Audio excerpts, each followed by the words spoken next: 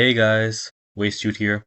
So Togashi just dropped the last chapter, 410, of this year's batch, and while we did get confirmation that Hunter x Hunter will unfortunately be on hiatus for an unknown amount of time, Togashi did drop 3 massive bombshells of information in this final chapter, which gives us a lot more theory material to think about during this break. Let's get into it. Don't exist, only in your mind. You ain't scared, come right here, I will make you feel the fear. So chapter 410 is titled Negotiation, Part 4, and we start off from where we left with Borgson selecting the Yes card at the end of the game. Morena then reminds her, there's no turning back here, this is our final confirmation, right? To which Borgson replies, yes, it's fine. However, here is where it gets interesting with a twist. As Borgson said that, in her head she's actually freaking out, thinking, no, that's not it. She tries appearing calm and cool by continuing to say, this is definitely the card I chose. But in her head, she knows it wasn't. Then we find out that Marina actually knew all along, where she says she's glad Borgson joined, but it's a little bit disappointed. You cheated, didn't you? So for all the Borgson fans who thought Borg figured out the perfect plan to escape this, nope, Marina knew all along. Marina explains, if you did cheat, it happened after the D card was swapped. When we were shuffling and the 2 cards were checked, you marked the R card.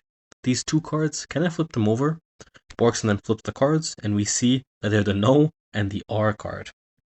So yeah, Borg got caught, and Marina proceeds to lay everything out. She knew Borg crushed the R card in the excitement of victory.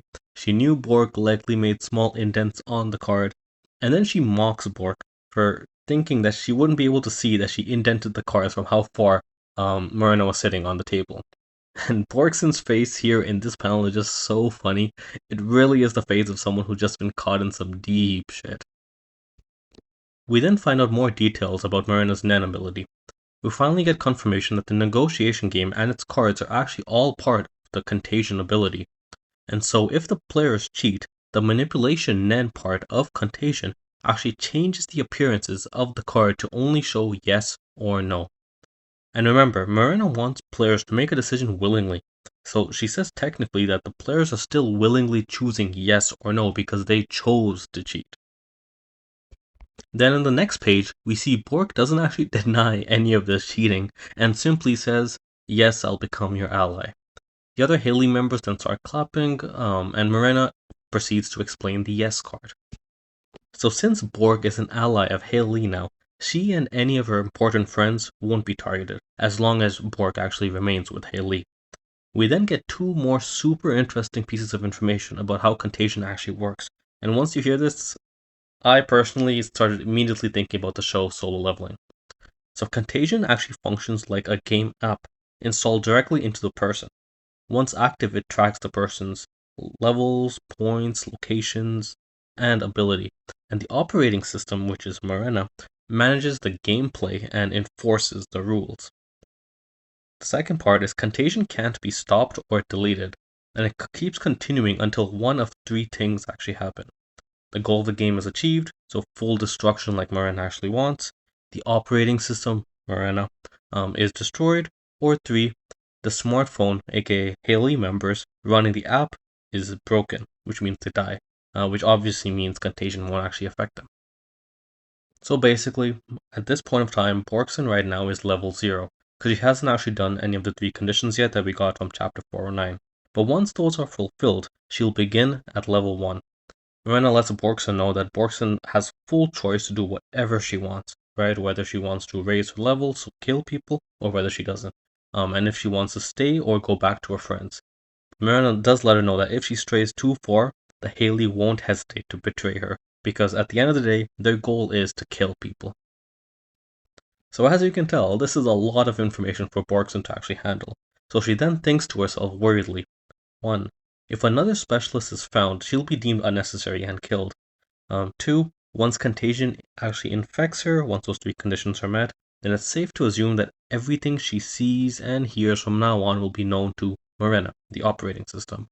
And 3. To counter Haley, she realizes she needs power, but to obtain this power, unfortunately, as quickly as possible, she has to kill people, which we see over here in the panel she's a bit iffy about. And then, getting up from a kneeling position, Bork says that she'll go back to where her allies are, and Marina reminds her that they're all allies now. To which Borkson then replies, Marina, will you guide me? And that basically wraps up the entire negotiation card game, because we then get a POV switch back to Tier 3's martial law, with a double spreader page where all civilians are seen facing the walls, and the military guards, which are armed with guns, they're all inspecting everyone's personal belongings. In the second half of the double spreader, the speaker announces anyone who moves will be dealt with immediately. A state of emergency has been declared under special martial law. This is not a warning. We then see the military captain saying, this is case S, huh? Which they explain case S means an extraordinary incident.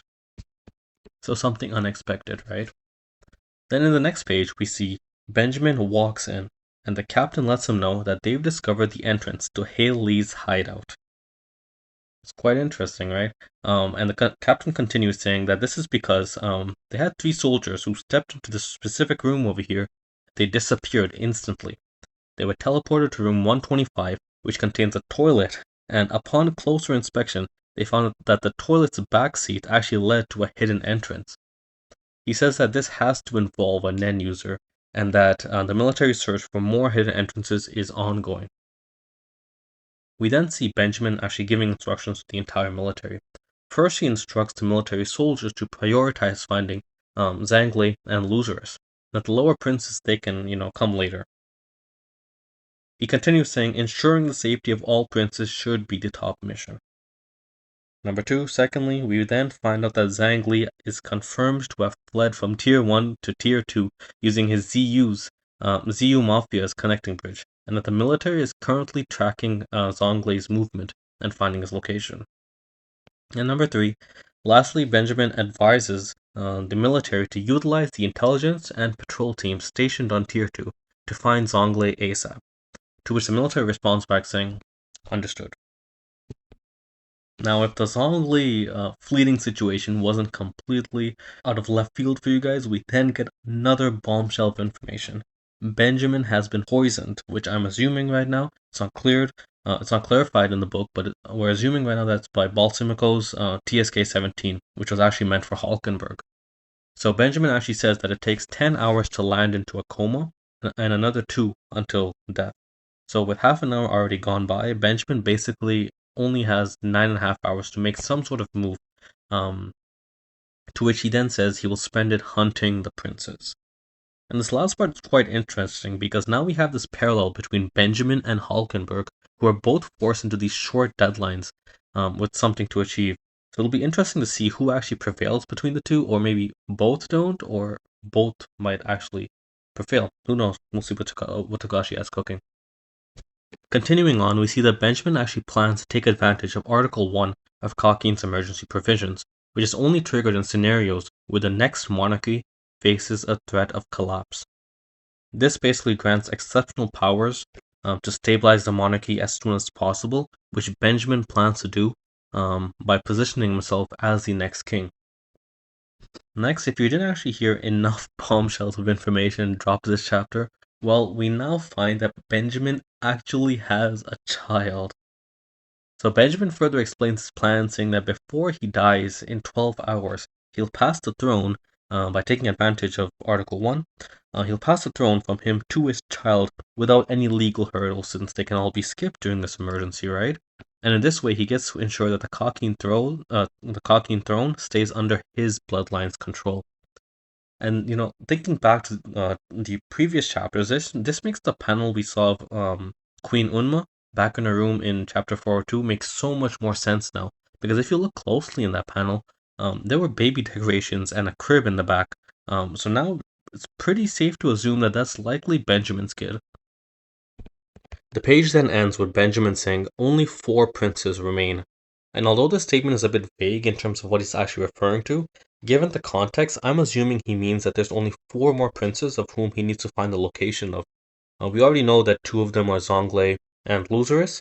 Hulkenberg, I'm assuming, would be the 3rd. And my last prediction would probably be Prince Miriam, because we know he's hidden away in that little Nen room he has. Then, walking into a different building, Benjamin shouts, "I'm Benjamin, Military Supreme Advisor. Let's get straight to the point. A trial regarding the integration of the three powers will be conducted as central court under military authority.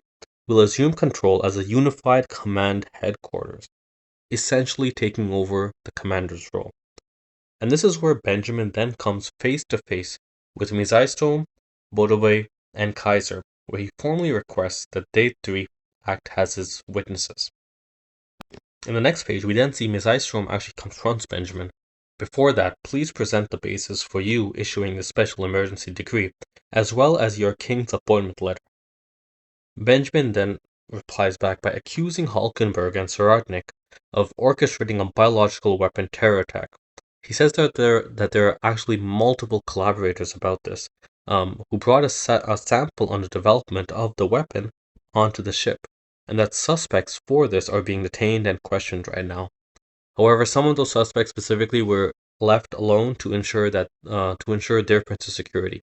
So basically, Benjamin wants to conclude this transfer of power and make sure it happens as soon as possible. While Benjamin is talking, Misaistrom analyzes what his strategy is here, thinking, are the first tier's princes being taken as hostages in their own rooms for Benjamin to then come down here and easily demand the three powers under his own control?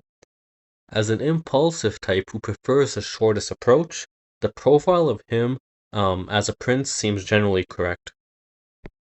Benjamin continues saying, until the details of the sample are clarified, the quarantine for those suspected of being infected cannot be lifted. I'm assuming here he's talking about the princes in their rooms on Tier 1. But Misaistrom figures it out, thinking to himself, what is being narrated here is a conventionally twisted lie. Benjamin continues speaking, saying the king's letter of appointment for you is being prepared, and once it's signed and sealed, it'll be delivered. Let's proceed as quickly as possible. But here, Motobai stops him respectfully and says, Benjamin Dono, you don't look right. Are you okay? With Benjamin responding that there's absolutely no problem. During this whole ordeal, though, as well, between these four, we see Kaiser is seen thinking to himself, if the reason the first prince is pushing so hard for this is because they're infected, and if it's like the ninth prince's symptoms, Benjamin has at most 24 hours to live, which means just one more day. And if I can escape, a ray of hope will appear. If I can wait one more day and escape, a ray of hope will appear. I still have my final honor. So clearly Kaiser is planning something and really wants Benjamin gone for that. And then here, that's the end of the chapter. We finally end off with the narrator letting us know that special state of emergencies has been declared and 40 minutes have passed. So basically 9 hours and 20 minutes are left for us to see what Benjamin's plans actually are. And that's the end of the chapter, as well as the weekly chapters we'll be getting from Hunter x Hunter until Togashi's back. Yep, sad, I know, but Togashi genuinely cooked during this batch, so it's a well-deserved break, and I really hope he's back soon. Let me know what you guys thought about this chapter, and I'm especially interested if any of you guys have any theories for how the next chapters will be. Will we get Benjamin versus Sorodnik alone in Sorodnik's room? Personally, I think that'd be super hype. Anyways, yep, that's the end of my video. I'm planning on making more Hunter x Hunter videos during this break. So please subscribe if you like this video and want more theory and analysis videos of this past batch of chapters that we've had. I'm trying to get to 100 subscribers, so I'd really appreciate all the support. If you noticed as well, all of the tweets were my own translations that I post every single week during the same night that they actually leak, so Wednesdays. And I'm usually the first tweeter that gets those translations out for every single raw page, out for everybody. So I'd really, really appreciate the support there too, at wasteU_DRG. I post Hunter x Hunter news and on theories there as well. So if any of that sounds appealing to any of you, really appreciate it. That's all I got. Have a great day, everyone, and I hope this hiatus passes by quick for all of you. I'll be back soon for more. Peace.